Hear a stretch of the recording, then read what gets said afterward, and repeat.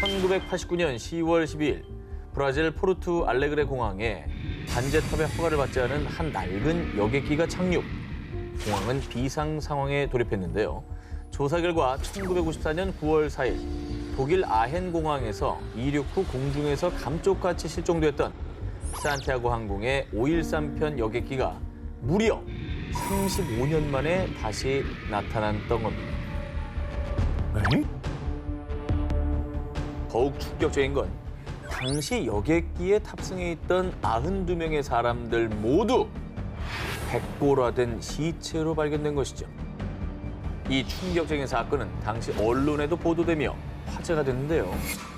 이게 추락해서 실종돼서 뭐 없어졌다 이런 건 많은데 그치, 돌아왔으니까 돌아왔으니까. 착륙을 해버린 거야. 어딘가로 웜홀로 들어갔다가 나온 게 아닐까. 근데 웜홀이라고 하기에는 어쨌거나 35년의 세월을 저 비행기가 겪은 거잖아요. 그러니까 그 안에 사람들이 다 순간 이동했다고 하면 백골화가 될 수가 없지. 그렇지. 야, 무섭다. 무섭죠? 이 사건은 사람이나 사물이 흔적도 없이 감쪽같이 사라지는 베니싱 현상의 대표 사례로 등극. 현대 과학으로도 해결하지 못한 이른바 세계 7대 미스테리로 불리고 있습니다. 지금부터 그 진실을 알려드립니다. 첫 번째 진실. 여객기 내부에서 찍혔다는 백골들의 사진.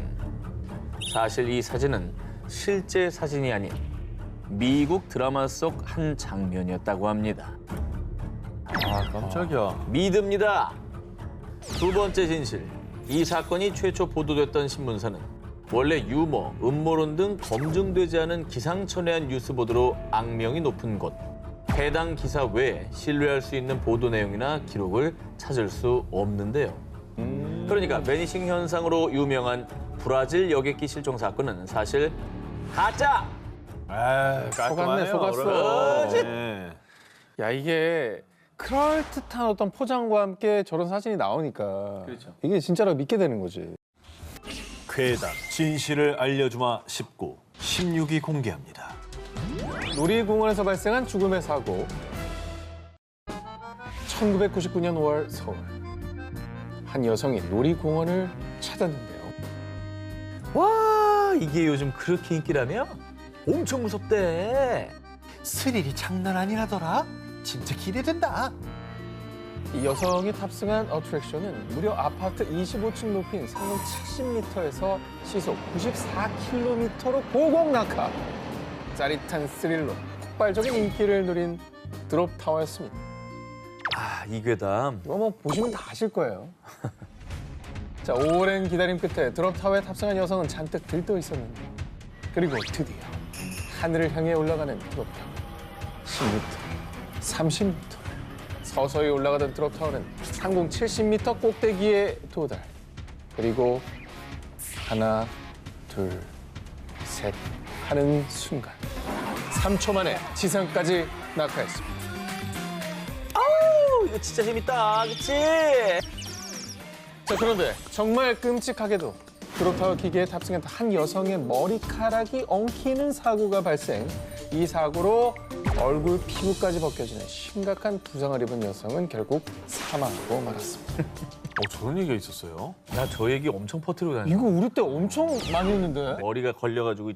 그치, 그치. 가죽이 벗겨졌다니. 얼굴 피부까지 벗겨지는. 그렇지. 당시 PC 통신을 통해 알려진 이 사건은 놀이공원 측에서 피해자 가족에게 돈을 주고 입막음을 했다라는 뒷이야기까지 더해졌는데요. 소문이 걷잡을 수 없이 확산되자 실제로 수서경찰서에서 수사에 착수. 진짜? 한 달 동안 놀이공원 인근 병원 응급실과 영안실 등을 조사했습니다. 수사 결과 이 무시무시한 이야기는 모두 거짓으로 밝혀졌고요. 당시 수서경찰서 관계자는요.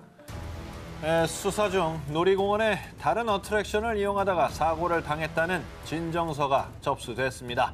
이 사고가 부풀려져 유언비어가 퍼진 것 같습니다. 라고 밝혔습니다. 그럼 또 뭐라는지 알아? 돈으로 경찰 입까지 막았대. 이런다 또. 저 진짜 너무 유명한 괴담이어가지고. 진짜 유명했어. 근데 얼마나 많이들 믿었으면 경찰까지 나서 조사를 했겠습니까? 저도 저거 타는데 저도 머리도 짧잖아요. 긴장했다니까요. 그럼 뭐 걸릴 거 없나? 걸릴 거 이렇게. 없나. 맞아. 자, 그리고 이 드롭타워 괴담이 거짓인 근거가 또 있습니다. 이 드롭타워 구조상 이용객의 머리카락이 기계에 낄 확률은 거의 제로. 멀어. 기계와 이용객이 앉은 자리의 간격이 무척 넓기 때문에 이거 불가능합니다. 진실이 밝혀졌는데도 불구하고 누군가는 여전히 믿고 있는 놀이공원 어트랙션 괴담. 부디 괴담에 현혹되지 않으시길 바랍니다. 괴담 진실을 알려주마 19, 12위를 공개합니다. 모모에 숨겨진 끔찍한 살인 사건. 이번에 소개해드릴 괴담은 우리나라 8, 90년대생이라면 모르는 사람이 없을 정도로 한때 대한민국을 강타했던 아주 유명한 추억의 괴담입니다. 뭐야 이거? 이거 10원짜리 기억나. 아니 그리고 500원짜리 하게 또 손 묶여 있는 거. 야, 자세히 알고 있네. 그 정도면 귀신 나왔겠는데? 뭐가요? 그렇게 다 알면 귀신 나와요. 아 그런 얘기도 있어요? 안 믿었어. 이게 말이 돼. 당시 10원짜리에 다보탑 밑면을 확대해서 옆으로 돌려보면 김이라는 글자가 있고요.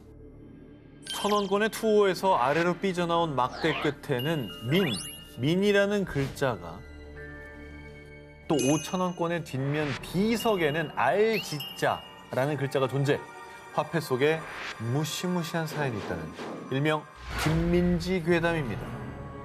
어느 날 한국조폐공사 사장의 딸 김민지 양이 유괴되는 사건이 발생. 안타깝게도 김민지 양은 토막 살해를 당해 참혹한 시신으로 발견됐고 범인은 끝내 잡지 못했다는데요. 조폐공사 사장은 죽은 딸의 원혼을 달래기 위해 화폐 곳곳에 김민지 양의 흔적을 남겨놨다는 것입니다. 그리고 이 괴담의 증거로 제시된 실제 화폐들. 당시 국권 화폐에서는 앞서 보여드렸던 김민지라는 이름뿐만 아니라 김민지 양의 살해 흔적까지 남겨져 있다고 하는데, 진짜? 50원짜리에는 꺾여진 벼 잎에 범행 당시 사용한 도구가, 100원화를 뒤집으면 이순신 장군의 수염에 김민지의 머리카락이, 어머머. 500원화에 있는 학의 다리에는 꽁꽁 묶인 김민지의 팔, 그래, 저거.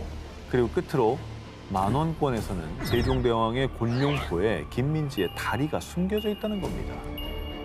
그리고 화폐에 숨겨진 김민지의 흔적을 모두 찾아내면 귀신이 나타나 사지를 찢어 죽인다! 라는 공포스러운 소문까지 떠돌았습니다. 너 어떻게 해? 난 10,000원을 몰랐어. 그래서 안 나왔는데. 모른 척 하지 마. 아 진짜 몰랐어요. 있잖아. 10,000원 몰라서 살아있구나. 10,000원 몰라서 살아있나? 너 10,000원 모르는 걸 다행이라 생각해. 다행이다. 못 볼 뻔했다. 너무 고맙습니다. 이게 결국엔 잘 들어맞는 스토리이긴 했는데, 뭐 결국 사실 아닌 거 아닙니까? 괴담이 걷잡을 수 없이 커지자 한국조폐공사가 해명에 나섰습니다. 조폐공사의 사장의 딸이 유괴, 살해된 사건은 없었습니다. 한때 전국의 어린이들을 공포에 몰아넣은 김민지 괴담의 진실이었습니다. 야, 진짜 오래간만에 들었습니다. 이거. 진짜 추억이다. 야, 추억이다, 정말. 괴담, 진실을 알려주마 19, 9위를 공개합니다. 중국에 퍼진 황당 괴담. 이번 괴담은 중국에서 진짜라고 믿어 의심치 않는 괴담으로요. 우리나라와 관련된 내용인데요. 먼저 영상 함께 보시죠. 这个时候我要问一下韩东秀了，对啊，粽子在你们那边还好吧？竟然是韩国的吗？哦，这个端。 그래서 이제 중국 단오절 얘기입니다. 설, 추석, 한식과 함께 우리나라 전통 4대 명절 중에 하나인 단오. 2005년 한국 단오 행사 중에서도 가장 대표적인 강릉 단오제가 유네스코 인류 구전 및 무형유산 걸작에 선정되면서부터 한국이 중국의 명절 중 하나인 단오를 뺏어갔다며 중국인들 사이에 혐한 감정이 퍼지기 시작한 건데요. 아니 근데 중국에서는 단오가 방금 나왔다시피 중국의 신 구론을 기리는 날이다. 근데 이제 우리 한국에도 단오가 있으니까 영상에서 이제 구론이 한국인이냐 이런 식으로 약간 비꼬듯이 물었던 거고 따진 거죠. 자, 오늘 중국에 퍼진 황당괴담에 대한 진실을 알려드리겠습니다. 자, 먼저 중국에서 문제시했던 이 유네스코 인류 무형유산에 등재된 건 강릉 단오제입니다. 기우제 성격의 산신제와 굿, 가면극 등의 독특한 문화 행사로요. 중국 단오절 세시 풍속과는 확연한 차이가 있습니다. 자, 그리고 중국 단오는 초나라의 시인이었던 구론을 추모하는 데서 비롯된 반면 우리나라의 단오는 모내기를 끝내고 풍년을 기원하는 제사의 의미가 강하고요. 또한 이 중국 단오 때는 배로 경주를 하고 쫑즈라는 찹쌀 주먹밥을 만들어 먹지만 한국은 다 아시는 것처럼 창포물에 머리를 감고 그네를 뛰는 등 한국과 중국의 단오는 엄연히 다른 명절입니다. 자, 단오라는 한자어가 음력 5월 5일이라는 뜻입니다. 날짜와 명칭만 같을 뿐 한국 단오와 중국 단오는 전혀 다른 문화라고 볼 수가 있는 겁니다. 자, 우리 문화의 전통성을 곡해하는 흉흉한 단오 괴담, 문화의 차이에서 비롯된 오해였다는 거 제대로 알아주시길 바랍니다. 괴담 진실을 알려주마 식구 7위 공개합니다. 인기 캐릭터 출생의 비밀. 2015년 SNS에 올라온 사진 한 장. 자, 이 두 기자님은 이 사진 보고 뭔가 연상되는 게 있습니까? 오징어 게임. 미니언? 그러네. 정답입니다. 지금 보신 사진은 한 인기 캐릭터의 탄생 괴담과 관련이 있습니다. 귀염뽀짝 육회발랄 엉뚱한 성격으로 전 세계인의 사랑을 받은 캐릭터 미삐언즈. 2015년 SNS를 중심으로 이 미삐언즈를 두고요. 이 캐릭터는요, 나치로부터 유래된 겁니다. 라는 살벌한 괴담이 퍼지기 시작했습니다. 나치? 저건 저요? 아니지. 저게 왜 나치야? 아까 그 사진은 나치 관련된 사진이야. 하하. 그런가? 미삐언즈의 출생 첫 번째 의혹입니다. 미삐언즈는 나치의 유대인 어린이 피해자가 모티브다. SNS에서 시작된 글과 사진에 따르면 나치는 유대인 어린이들을 대상으로 치클론 B라는 가스 생체 실험을 진행합니다. 유대인 어린이들에게 헬멧을 씌워 가스를 주입했다고 하는데요. 이 헬멧이 바로 미삐언즈의 모티브가 된 사진 속의 저 헬멧이라는 겁니다. 그리고 미삐언이 과거 나치가 유대인 어린이를 뜻하는 말이었다라는 주장과 함께 그래요? 나치의 유대인 어린이 피해자가 미삐언즈의 모티브가 된 거라는 괴담입니다. 두 번째 의혹입니다. 미삐언즈 특유의 엉뚱함과 산만함은 나치의 생체 실험을 반영했다. 앞서 말씀드린 나치의 치클론 B 가스 실험 때문에 미삐언즈의 모티브가 된 유대인 아이들이 정신 이상 증상을 보였는데 이를 미삐언즈의 엉뚱한 성격으로 반영했다는 것이죠. 마지막으로 세 번째 의혹. 미삐언즈의 알아듣기 힘든 외계어도 나치 때문에 생겼다.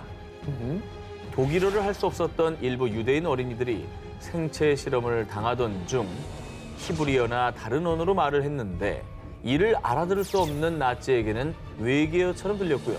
이를 미삐언즈의 캐릭터로 반영했다는 것입니다. 너무 무서운데 너무 끼워 맞춘 것 같기도 하고. 아무리 그래도 할리우드에서 그러니까. 나치를 범죄 집단이고 악의 상징인데. 악의 상징을 그렇게 썼겠습니까? 그렇습니다. 미삐언즈 출생의 비밀은 애초에 없었습니다. 미삐언즈를 둘러싼 의혹들을 촉발시킨 이 사진. 에헤. 나치가 활개치던 제2차 세계대전도 아니고 아하. 그보다 훨씬 앞선 1908년 영국 왕립 해군 잠수부들의 사진으로 밝혀졌고요. 헬멧도 가스 실험 도구가 아니라 그저 과학자가 개발한 잠수 장비였습니다. 하지만 가짜 뉴스임에도 불구하고 인터넷에서 미삐언즈의 출생과 관련된 근거 없는 괴담이 끊이질 않고 있는데요. 이게 사진이 비슷하니까 또 그렇게 생기는군요, 괴담이.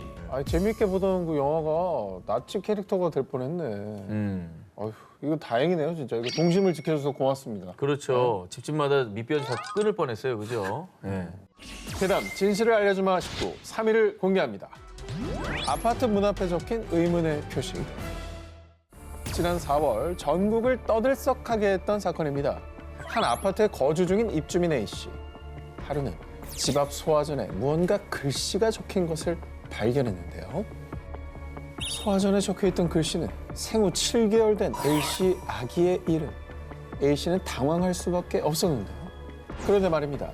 A씨는 이내 현관문 옆에 적힌 의문의 숫자도 발견했습니다. 5759.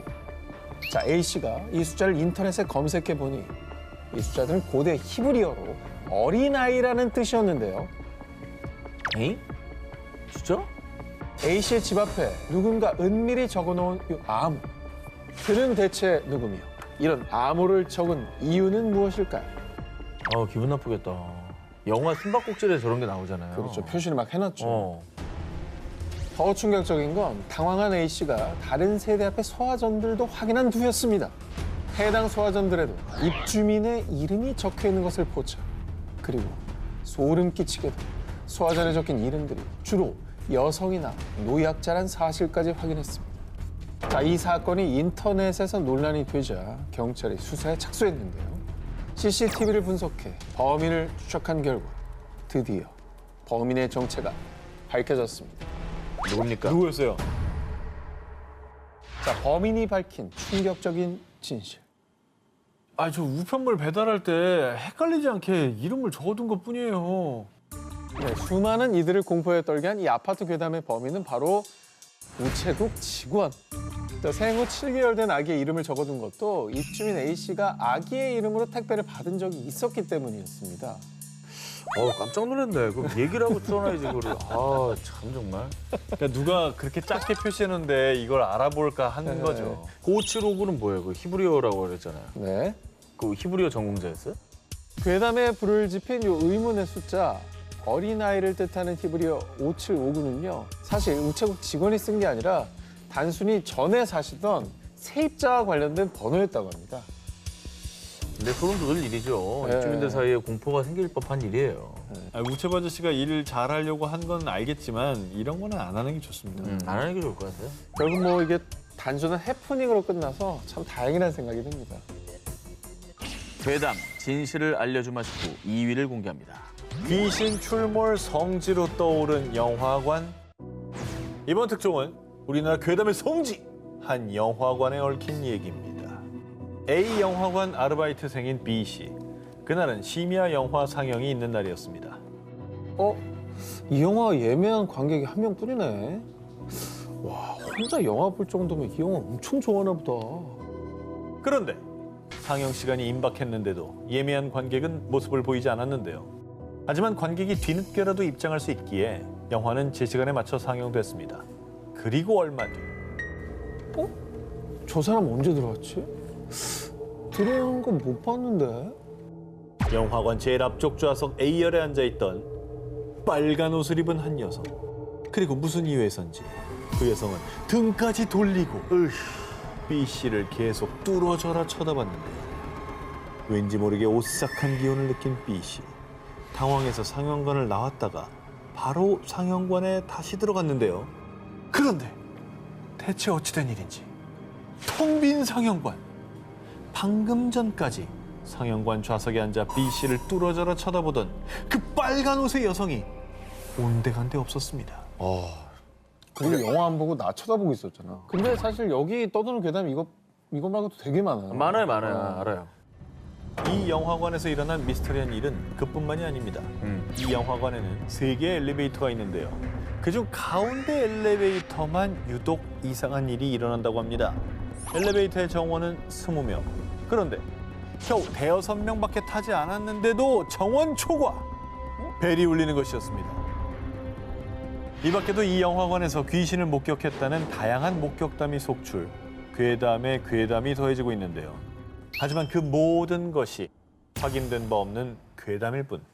아마도 이런 괴담이 생긴 건 어둡고 폐쇄된 영화관의 특성과 한때 영화관 건물 내부 리모델링으로 대부분 상가가 문을 닫으며 어수선하고 으스스한 분위기 때문에 발생한 것이 아닌가 추측된다고 합니다.